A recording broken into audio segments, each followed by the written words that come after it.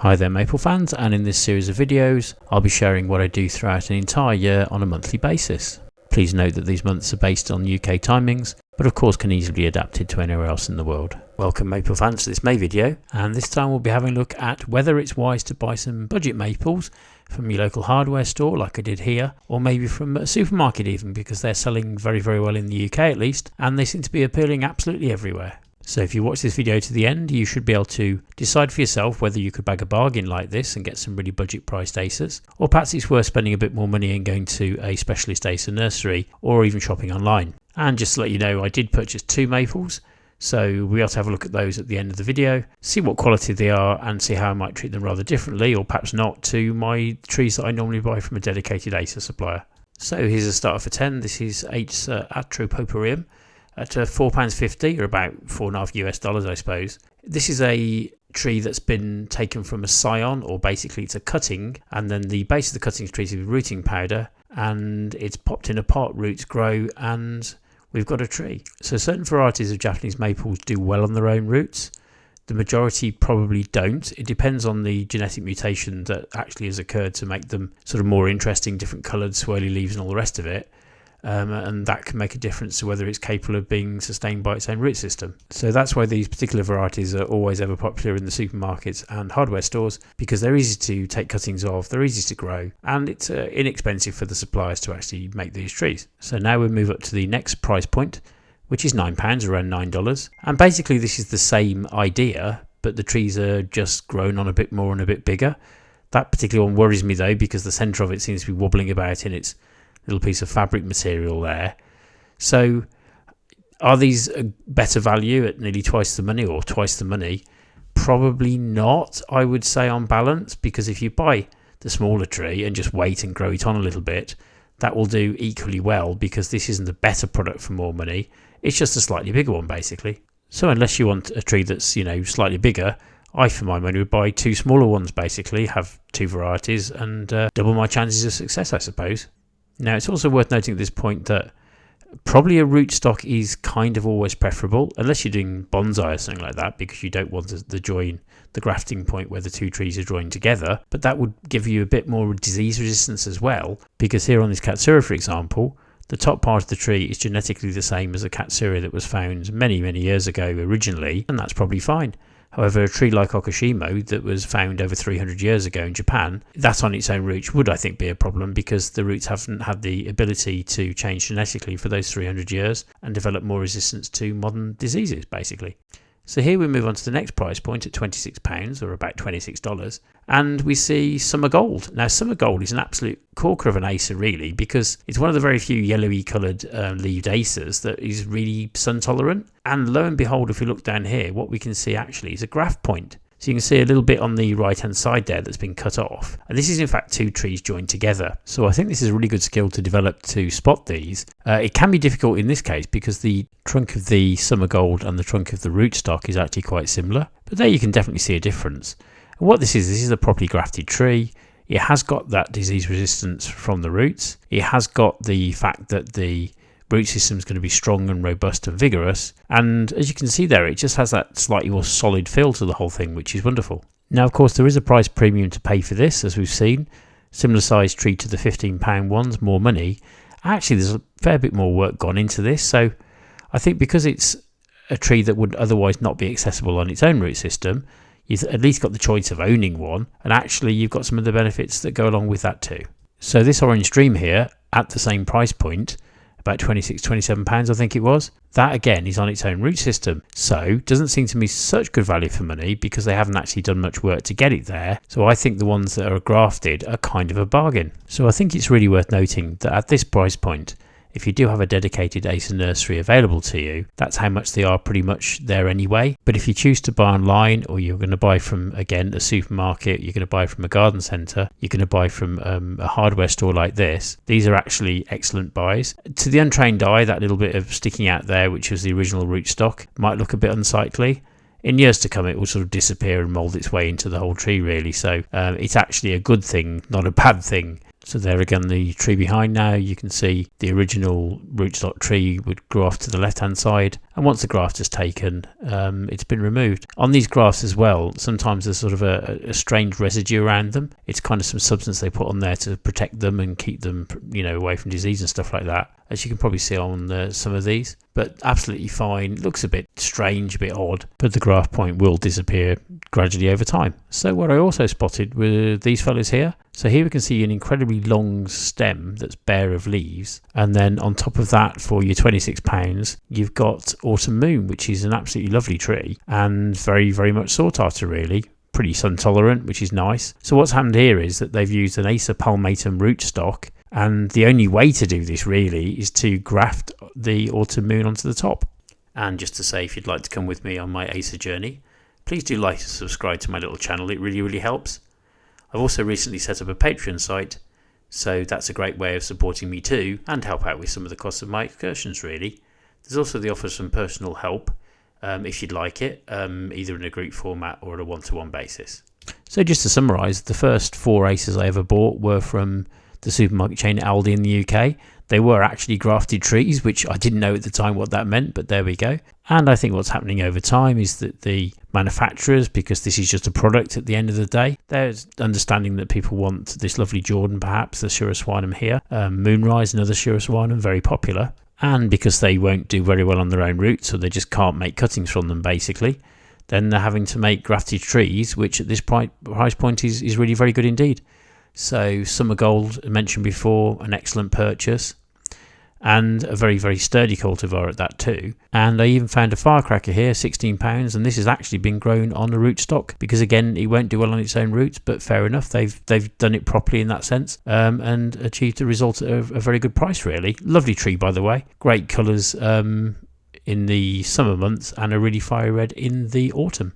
And just moving back to the cuttings, which are the sort of £4.50 and £9 kind of bracket. These again are trees that have been selected because they should do okay on their own roots. This manufacturer has actually been very fair. So when it comes to selecting one of these trees, I'd have a little wriggle and a feel. If it feels like that's just sort of a tree in the middle, there's not much around the outside, I'd try and find another one that's a bit more sturdy. That one doesn't look too bad actually. Has the tree got some really vigorous growth going on there? Can we see the obvious signs that the tree's doing quite well? We've got to take into account, of course, that the problem is you've got from buying from garden centres and supermarkets. The supermarkets tend not to water anything because that's not their priority. It's getting the bread out in the morning potentially. And then in the garden centres, sometimes they get left out in the pouring rain. They're completely outside for the first time ever. These are grown indoors in polytunnels. They're very carefully controlled to get the products from the manufacturer to the retailer, basically. We've had a lot of wet weather recently. These have been quite saturated. Maybe they're put in the wrong spot actually. They're put out in a situation that's not the best for them. So the actual retailer can sometimes cause a problem. So a naughty trick that growers tend to play is they feed these plants with a lot of nitrogen. They grow on very, very quickly and get very bushy and look better value for money. You can see the leaves on the top here. They look a bit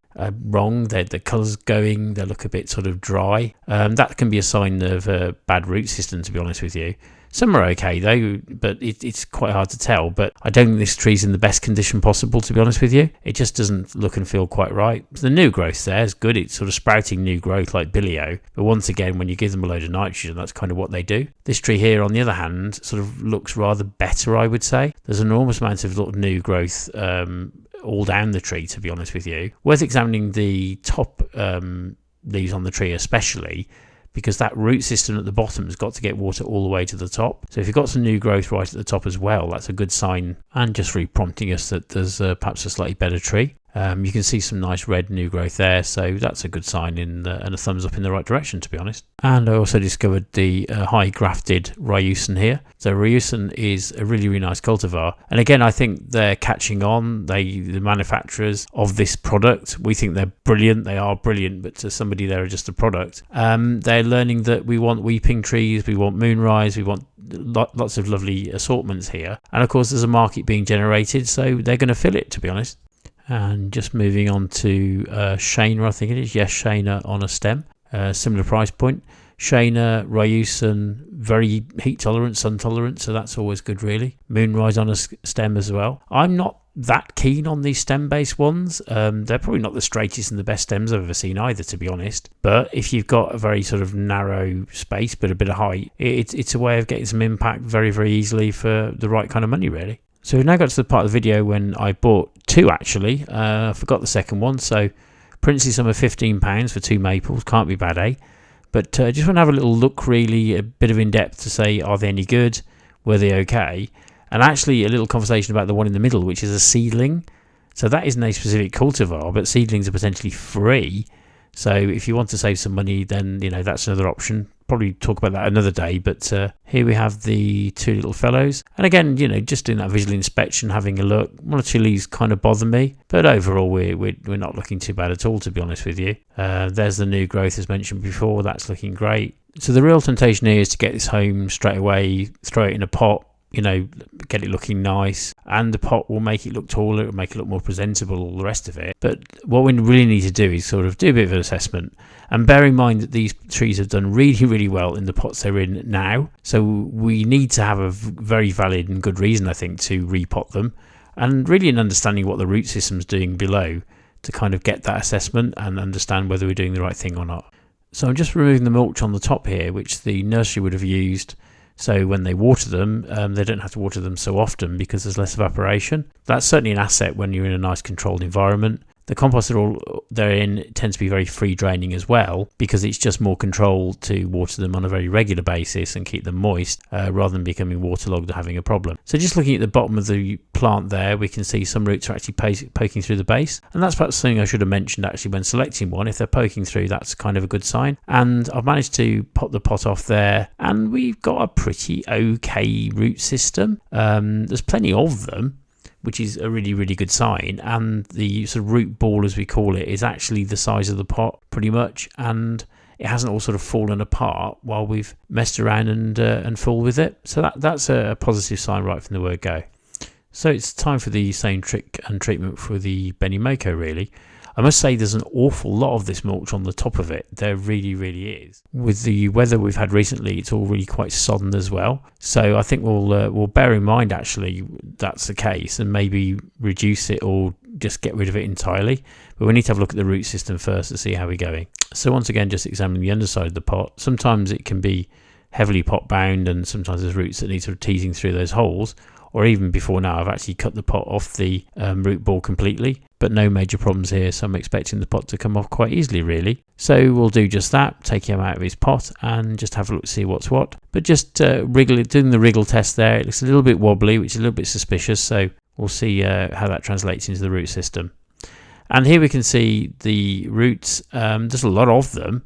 They really have filled the pot pretty well, to be honest with you. What I would be concerned about though is they're a bit dark and a bit sort of medium brown or more dark brown in colour. That doesn't necessarily bode well and would indicate that it's got a bit waterlogged at some point in its life. So I'm a bit conscious that I've told you what's sort of wrong with a tree, but not what's necessarily right. So in a second I'll show you what a tree looks like when it really is needing of repotting and what a better root system might be. So again, it's important to remember that these sort of mass-produced trees just don't get the TLC that the more specialist nurseries would give it. And at the end of the day, these are done at a price point. They're fine, but then they get to the retailer, and of course we put it in the rain, it's got a bit wet. No one's going to take any action. They're just going to sit there on the shelf on sale, really. So in this case, I'm not going to replace the mulch on top. It's wet enough, it needs to dry out. And now let's have a look at this Benimoko that was bought from a nursery. This cost me about $16.50, and that's a little grafted tree. So it's quite immature, but just looking at the roots there, I think you'll see a difference. So there's some lighter brown coloured roots there, which is better. There's some white roots, which is kind of new growth. And that's sort of all growing around the outside, which looks quite good. So I'd say that overall, this is a better root system. They're also at the bottom quite thicker as well. They're more robust. So again, this is an Acer palmatum root system, and that is somewhat of an advantage. However, I'm not going to criticise this other little plant. It's fine. It can survive on its own root system. The perversity of it is, though, is that now I'm more experienced, I'm actually willing to spend more money on a grafted tree whereas the maples at a more entry-level price, £459, are in a way more difficult to grow, or less forgiving, should we say. So they just need exactly the same as any other kind of maples, really, but just that extra TLC just to make sure they're going to be okay. So he was moving around a lot, so I'll put a little stake in there and giving him some support. And here's one of the tiny trees that of the type I showed you earlier that was grafted, the same kind of size. And 2 years down the line, this Wendy is this big. So there you can see where the graft point has kind of all merged into one, really. You kind of hardly know it was grafted, apart from it's a slightly different sort of textured bark, I suppose. But what we're going to do for you is strip the top off. And just to mention very quickly that the term, the slow release Acer feed that I put on the top, there's bits of it still there, so that's how it sort of dissolves over time, really. And that's what you want with Acers. I mean, one application at the end of March and you're done for the entire year, and it's really what these trees need, a very small amount of nitrogen that's very slow released. So the tree obviously looks physically large compared to the pot, really, but if you look at that root system, it's absolutely packed. The whole thing just came out as one solid lump, but it was still okay. It didn't matter that it was slightly pot bound, it was still doing really well. But just looking at that, lots of white vigorous roots, looking really good. And it's also interesting that when I lifted this up, it was lighter than I thought it would be. Why? Because the pots are a sensible size, a bit on the small side now, to be honest with you. So the plant is taking up water fast, and the plant isn't getting waterlogged. It's sort of drying out at a sensible rate, really. And that's the whole point. If you overpot Acers, the roots will rot, they're sitting in too much compost, and then we've got a massive problem. If you use a very, very free draining compost, you could have a problem where the water runs straight through it in the summer and they're going to dry out too quickly. So the whole thing is definitely a balancing act. So by expecting the roots, we can clearly see this trees well in need of a repot, can do that quite happily, and we'll just go like 1, possibly 2 sizes up, 2 in this case I think, because I know this was a fast grower. And just to note that if you overpot them, you'll just inhibit their growth. If the Acers don't die but the root system's permanently slightly soggy and having problems, they just won't grow very fast. Where this one in this small pot has really performed. You don't get great big trees by putting them in great big pots. Actually, the exact opposite kind of happens, really. So in my trip to a hardware store, I did buy some nice little trees actually that can do well on their own roots. I was pleasantly surprised that you can buy grafted trees in these places too, and some really nice varieties at that, to be honest with you. And I just think if you're going to buy these, they're absolutely great. Why not have a go? My first car wasn't a Porsche, it was a Mini. In fact, my car still isn't a Porsche, but never mind. But everyone has to learn somehow, and these are a great way to start.